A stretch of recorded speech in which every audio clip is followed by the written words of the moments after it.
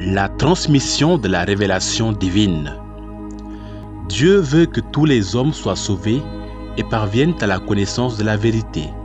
1 Timothée 2,4, c'est-à-dire du Christ Jésus, confère Jean 14,6. Il faut donc que le Christ soit annoncé à tous les peuples et à tous les hommes, et qu'ainsi la révélation parvienne jusqu'aux extrémités du monde. Cette révélation donnée pour le salut de toutes les nations, Dieu, avec la même bienveillance, prit des dispositions pour qu'elle demeurât toujours en son intégrité et qu'elle fût transmise à toutes les générations. La tradition apostolique. Le Christ Seigneur, en qui s'achève toute la révélation du Dieu très haut, ayant accompli lui-même et proclamé de sa propre bouche l'évangile d'abord promis par les prophètes, ordonna à ses apôtres de le prêcher à tous comme la source de toute vérité salutaire et de toute règle morale, en leur communiquant les dons divins. La transmission de l'évangile selon l'ordre du Seigneur s'est faite de deux manières. Oralement, par les apôtres qui, dans la prédication orale, dans les exemples et les institutions, transmirent soit ce qu'ils avaient appris de la bouche du Christ en vivant avec lui et en le voyant agir, soit ce qu'ils tenaient des suggestions du Saint-Esprit. Par écrit, par ces apôtres et par des hommes de leur entourage qui, sous l'inspiration du même Esprit Saint, consignèrent par écrit le message du salut. Pour que l'évangile fût toujours gardé intact et vivant dans l'Église, les apôtres laissèrent comme successeurs les évêques auxquels ils transmirent leur propre charge d'enseignement. En effet, la prédication apostolique, qui se trouve spécialement exprimée dans les livres inspirés, devait être conservée par une succession ininterrompue jusqu'à la consommation des temps. Cette transmission vivante, accomplie dans l'Esprit Saint, est appelée la tradition, en tant que distincte de la Sainte Écriture, quoique étroitement liée à elle. Par elle, l'Église perpétue dans sa doctrine, sa vie et son culte, et elle transmet à chaque génération tout ce qu'elle est elle-même, tout ce qu'elle croit. L'enseignement des saints-pères atteste la présence vivifiante de cette tradition, dont les richesses passent dans la pratique et la vie de l'Église qui croit et qui prie. Ainsi, la communication que le Père a faite de lui-même par son Verbe dans l'Esprit Saint demeure présente et agissante dans l'Église.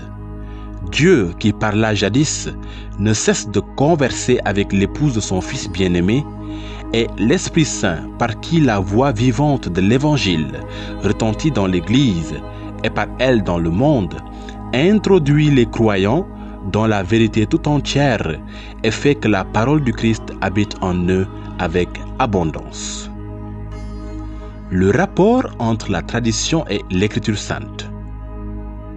La tradition et l'Écriture sainte sont reliées et communiquent étroitement entre elles, car toutes deux jaillissent d'une source divine identique, ne forment pour ainsi dire qu'un tout et tendent à une même fin. L'une et l'autre rendent présent et fécond dans l'Église le mystère du Christ qui a promis de demeurer avec les siens pour toujours jusqu'à la fin du monde. Matthieu 28, verset 20. La Sainte Écriture est la parole de Dieu en tant que, sous l'inspiration de l'Esprit divin, elle est consignée par écrit. Quant à la tradition, elle porte la parole de Dieu confiée par le Christ Seigneur et par l'Esprit Saint aux apôtres, et la transmet intégralement à leurs successeurs, pour que, illuminés par l'Esprit de la vérité, en la prêchant, ils la gardent, l'exposent et la répandent avec fidélité. Il en résulte que l'Église à laquelle est confiée la transmission et l'interprétation de la révélation ne tire pas de la seule Écriture sainte sa certitude sur tous les points de la révélation. C'est pourquoi l'Écriture sainte et la tradition de l'Église doivent être reçues et vénérées avec égal sentiment d'amour et de respect. La tradition dont nous parlons ici vient des apôtres et transmet ce que ceux-ci ont reçu de l'enseignement et de l'exemple de Jésus et ce qu'ils ont appris par l'Esprit Saint. En effet, la première génération de chrétiens n'avait pas encore un Nouveau Testament écrit et le Nouveau Testament lui-même atteste le processus de la tradition vivante. Il faut en distinguer les traditions théologiques, disciplinaires, liturgiques ou dévotionnelles nées au cours du temps dans les églises locales. Elles constituent des formes particulières sous lesquelles la grande tradition reçoit des expressions adaptées aux divers lieux et aux diverses époques. C'est à sa lumière que celles-ci peuvent être maintenues, modifiées ou aussi abandonnées sous la conduite du magistère de l'Église. L'interprétation de l'héritage de la foi. L'héritage sacré confère 1 Timothée 6,20, 2 Timothée 1, 12 à 14 de la foi, contenu dans la Sainte Tradition et dans l'Écriture sainte, a été confié par les apôtres à l'ensemble de l'Église. En s'attachant à lui, le peuple saint tout entier, uni à ses pasteurs, reste assidûment fidèle à l'enseignement des apôtres et à la communion fraternelle, à la fraction du pain et aux prières, si bien que dans le maintien, la pratique et la confession de la foi transmise s'établit entre pasteurs et fidèles une singulière unité d'esprit. La charge d'interpréter de façon authentique la parole de Dieu, écrite ou transmise, a été confiée au seul magistère vivant de l'Église, dont l'autorité s'exerce au nom de Jésus-Christ, c'est-à-dire aux évêques, en communion avec le successeur de Pierre, l'évêque de Rome. Pourtant, ce magistère n'est pas au-dessus de la parole de Dieu, mais il la sert, n'enseignant que ce qui fut transmis, puisque par mandat de Dieu, avec l'assistance de l'Esprit Saint, il écoute cette parole avec amour, la garde saintement et l'expose aussi avec fidélité, et puise en cet unique dépôt de la foi tout ce qu'il propose à croire comme étant révélé par Dieu. Les fidèles, se souvenant de la parole du Christ à ses apôtres, qui vous écoute m'écoute, Luc chapitre 10 verset 16, reçoivent avec docilité les enseignements et directives que leur pasteur leur donne sous différentes formes. La Sainte Écriture. Dans la condescendance de sa bonté, Dieu, pour se révéler aux hommes, leur parle en paroles humaines. En effet, les paroles de Dieu exprimées en langue humaine ont pris la ressemblance du langage humain, de même que le Verbe du Père éternel, ayant assumé l'infirmité de notre chair, est devenu semblable aux hommes. À travers toutes les paroles de l'Écriture sainte, Dieu ne dit qu'une seule parole, son Verbe unique en qui il se dit tout entier. Pour cette raison, l'Église a toujours vénéré les divines Écritures, comme elle vénère aussi le corps du Seigneur. Elle ne cesse de présenter aux fidèles le pain de vie pris sur la table de la parole de Dieu et du corps du Christ. Dans l'Écriture sainte, l'Église trouve sans cesse sa nourriture et sa force, car en elle, elle n'accueille pas seulement une parole humaine, mais ce qu'elle est réellement, la parole de Dieu. Dans les livres saints, en effet, le Père qui est aux cieux vient avec tendresse au devant de ses fils et entre en conversation avec eux. Inspiration et vérité de la Sainte Écriture. Dieu est l'auteur de l'Écriture sainte. La vérité divinement révélée que contiennent et présentent les livres de la Sainte Écriture y a été consignée sous l'inspiration de l'Esprit Saint. Notre Sainte Mère l'Église, de par sa foi apostolique, juge sacrés et canoniques tous les livres, tant de l'Ancien que du Nouveau Testament, avec toutes leurs parties, puisque rédigés sous l'inspiration de l'Esprit Saint, ils ont Dieu pour auteur et qu'ils ont été transmis comme tels à l'Église elle-même. Dieu a inspiré les auteurs humains des livres sacrés. En vue de composer ces livres sacrés, Dieu a choisi des hommes auxquels il eut recours dans le plein usage de leurs facultés et de leurs moyens, pour que lui-même, agissant en eux et par eux, il misse par écrit en vrais auteurs tout ce qui était conforme à son désir, et cela seulement. Les livres inspirés enseignent la vérité. Dès lors, puisque toutes les assertions des auteurs inspirés ou hagiographes doivent être tenues pour assertion de l'Esprit Saint, il faut déclarer que les livres de l'Écriture enseignent fermement, fidèlement et sans erreur la vérité que Dieu a voulu voir consignée pour notre salut dans les lettres sacrées. Cependant, la foi chrétienne n'est pas une religion du livre. Le christianisme est la religion de la parole de Dieu, non d'un verbe écrit et muet, mais du verbe incarné et vivant. Pour qu'elle ne reste pas lettre morte, il faut que le Christ, parole éternelle du Dieu vivant, par l'Esprit Saint nous ouvre l'esprit à l'intelligence des Écritures. L'Esprit Saint, interprète de l'Écriture. Dans l'Écriture sainte, Dieu parle à l'homme à la manière des hommes. Pour bien interpréter l'Écriture, il faut donc être attentif à ce que les auteurs humains ont vraiment voulu affirmer et à ce que Dieu a bien voulu nous manifester par leurs paroles. Pour découvrir l'intention des auteurs sacrés, il faut tenir compte des conditions de leur temps et de leur culture, des genres littéraires en usage à cette époque, des manières de sentir, de parler et de raconter courantes en ces temps-là, car c'est de façon bien différente que la vérité se propose et s'exprime en des textes diversement historiques, en des textes ou prophétiques ou poétiques, ou même en d'autres genres d'expression. Mais puisque l'Écriture sainte est inspirée, il y a un autre principe de l'interprétation juste, non moins important que le précédent, et sans lequel l'Écriture demeurerait lettre morte. La Sainte Écriture doit être lue et interprétée à la lumière du même esprit qui la fit rédiger. Le Concile Vatican II indique 3 critères pour une interprétation de l'Écriture conforme à l'esprit qui l'a inspirée. Premièrement, porter une grande attention au contenu et à l'unité de toute l'Écriture. En effet, aussi différents que soient les livres qui la composent, l'Écriture est une en raison de l'unité du dessein de Dieu, dont le Christ Jésus est le centre et le cœur ouvert depuis sa Pâque. Deuxièmement, lire l'Écriture dans la tradition vivante de toute l'Église. Selon un adage des pères, la Sainte Écriture se lit bien plus dans le cœur de l'Église que dans les moyens matériels de son expression. En effet, l'Église porte dans sa tradition la mémoire vivante de la parole de Dieu, et c'est l'Esprit Saint qui lui donne l'interprétation spirituelle de l'Écriture.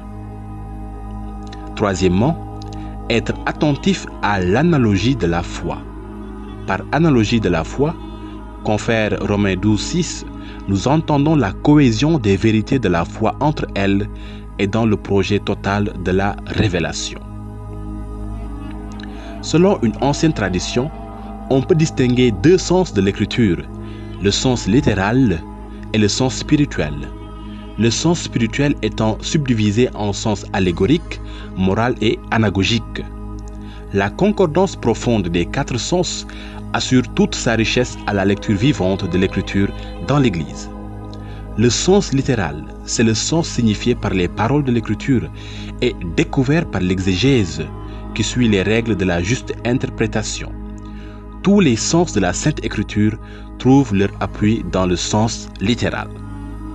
Le sens spirituel, grâce à l'unité du dessein de Dieu, non seulement le texte de l'Écriture, mais aussi les réalités et les événements dont il parle peuvent être des signes.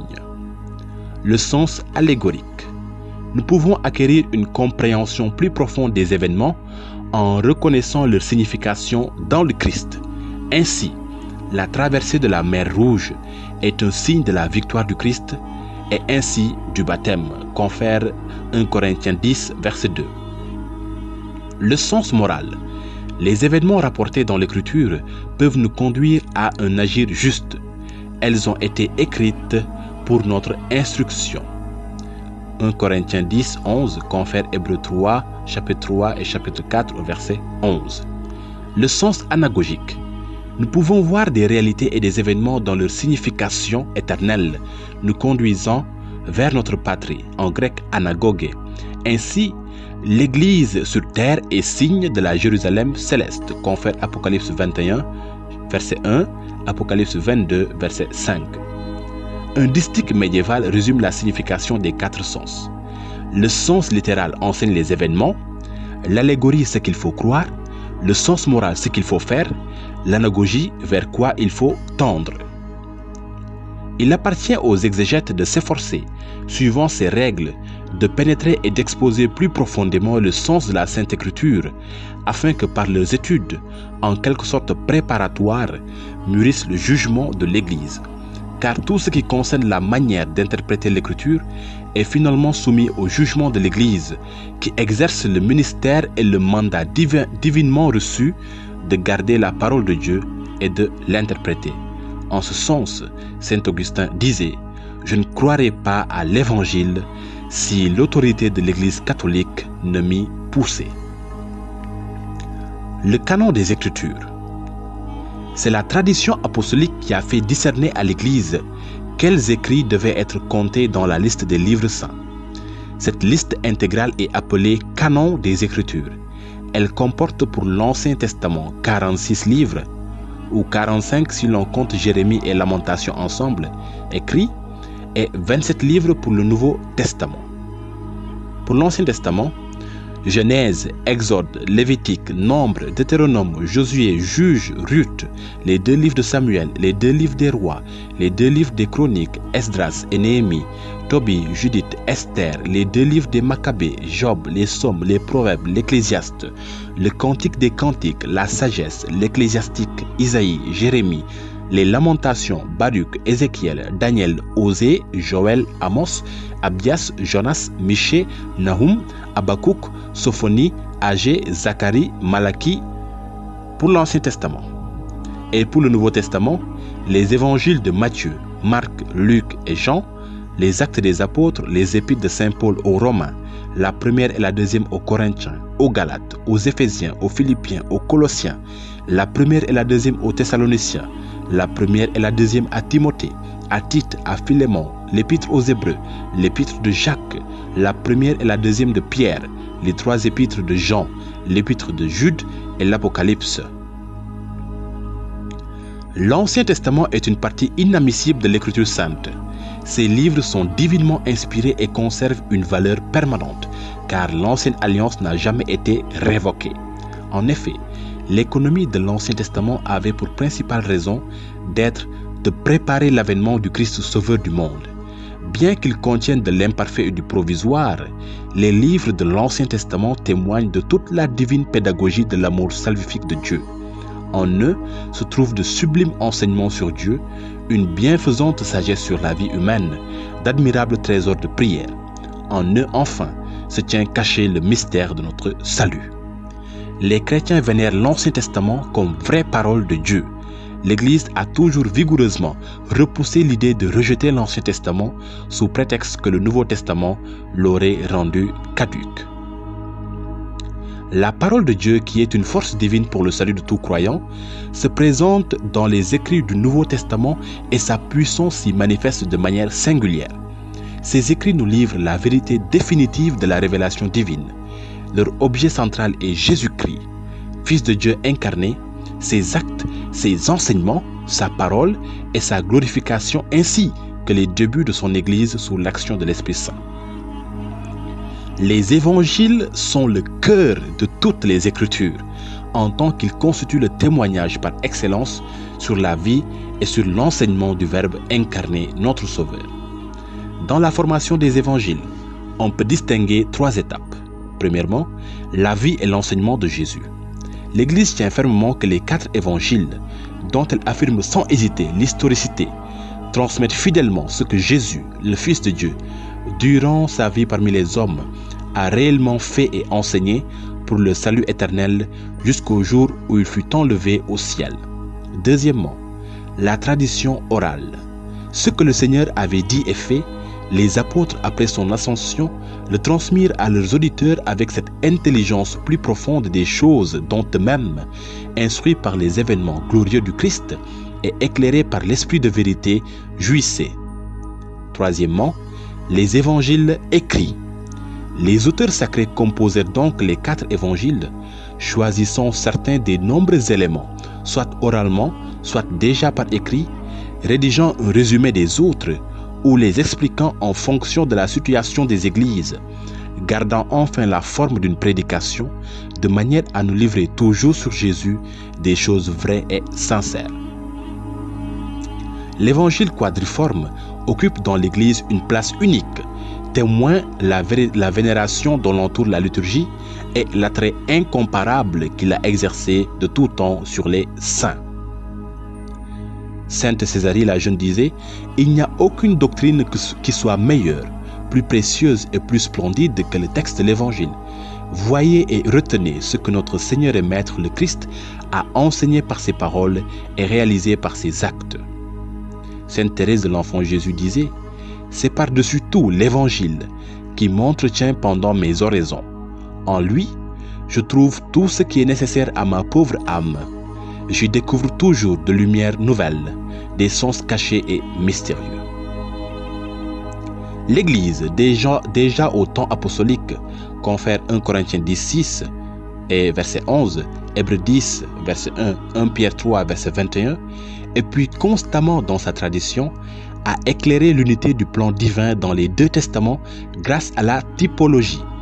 Celle-ci discerne dans les œuvres de Dieu, dans l'Ancienne Alliance, des préfigurations de ce que Dieu a accompli dans la plénitude des temps en la personne de son Fils incarné. Les chrétiens lisent donc l'Ancien Testament à la lumière du Christ mort et ressuscité. Cette lecture typologique manifeste le contenu inépuisable de l'Ancien Testament. Elle ne doit pas faire oublier qu'il garde sa valeur propre de révélation que notre Seigneur lui-même a réaffirmé, confère Marc 12, des versets 29 à 31. Par ailleurs, le Nouveau Testament demande d'être lu aussi à la lumière de l'Ancien Testament. La catéchèse chrétienne primitive y aura constamment recours, confère 1 Corinthiens 5, versets 6 à 8, chapitre 10, versets 1 à 11. Selon un vieil adage, le Nouveau Testament est caché dans l'Ancien Testament, alors que l'Ancien Testament est dévoilé dans le Nouveau. Saint Augustin disait, le Nouveau se cache dans l'Ancien, et dans le Nouveau, l'Ancien se dévoile. La typologie signifie le dynamisme vers l'accomplissement du plan divin quand Dieu sera tout en tous, 1 Corinthiens 15, 28.